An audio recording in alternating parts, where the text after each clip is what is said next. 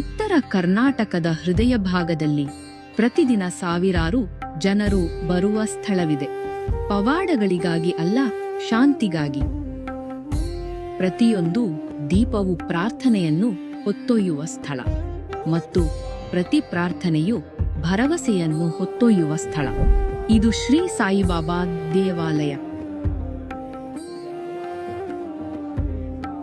ವರ್ಷಗಳಿಂದ ಈ ಮಂದಿರ ಅಶಾಂತ ಮನಸ್ಸುಗಳಿಗೆ ನೆಮ್ಮದಿಯ ತಾಣವಾಗಿದೆ. ಬದುಕು ಭಾರವೆನಿಸಿದಾಗ ಜನರಿಗೆ ಧೈರ್ಯ ತುಂಬಿದ ಜಾಗವಿದು.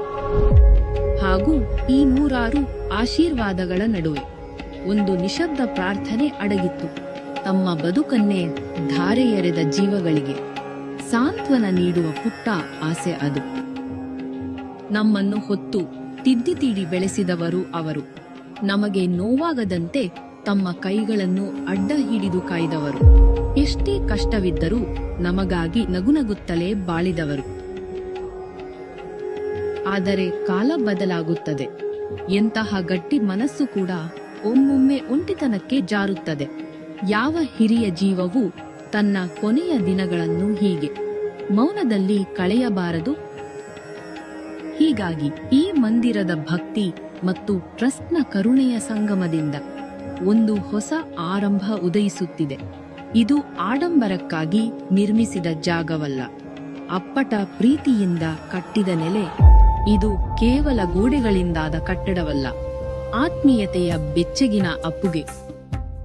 ಸಾಯಿ ಸೇವಾ ವೃದ್ಧಾಶ್ರಮಕ್ಕೆ ನಿಮಗೆ ಸ್ವಾಗತ.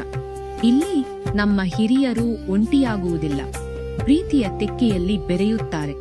ಇಲ್ಲಿನ ಪ್ರತಿ ಮುಂಜಾನೆ ಭರವಸೆಯ ಬೆಳಕಿನೊಂದಿಗೆ ಆರಂಭವಾಗುತ್ತದೆ. ಇಲ್ಲಿನ ಪ್ರತಿ ಮೂಲೆಯಲ್ಲೂ ಶಾಂತಿ ನೆಲೆಸಿದೆ. ಇಲ್ಲಿ ಸೇವೆ ಎಂಬುದು ಕೇವಲ ಕರ್ತವ್ಯವಲ್ಲ, ಅದೊಂದು ಬಾಂಧವ್ಯ. ಅಗತ್ಯಕ್ಕೆ ತಕ್ಕಂತೆ ರೂಪಿಸಿದ ಸೌಲಭ್ಯಗಳು, ಆರೋಗ್ಯಪೂರ್ಣ ಪರಿಸರ, ಮನಸ್ಸಿಗೆ ಮುದ ನೀಡುವ ಉದ್ಯಾನವನಗಳು ಮತ್ತು ಕಷ್ಟ ಸುಖಗಳಿಗೆ ಕಿವಿಯಾಗುವ ಆತ್ಮೀಯರು.